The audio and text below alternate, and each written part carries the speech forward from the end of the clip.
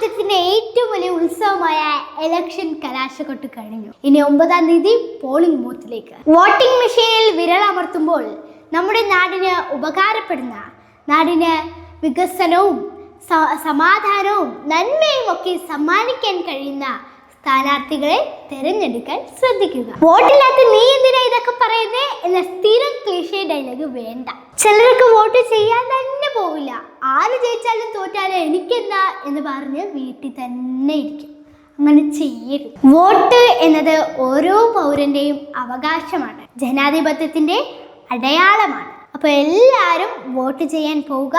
ഇഷ്ടമുള്ളവർക്ക് വോട്ട് ചെയ്യുക, വോട്ട് ചെയ്യാതിരിക്കരുത്. പിന്നെ 2 പ്രാവശ്യം കുത്തിയിട്ട് വോട്ട് വേസ്റ്റ് ആക്കി കളയരുത്. ഓക്കെ, അപ്പോൾ എല്ലാവർക്കും ഇലക്ഷൻ ആശംസകൾ.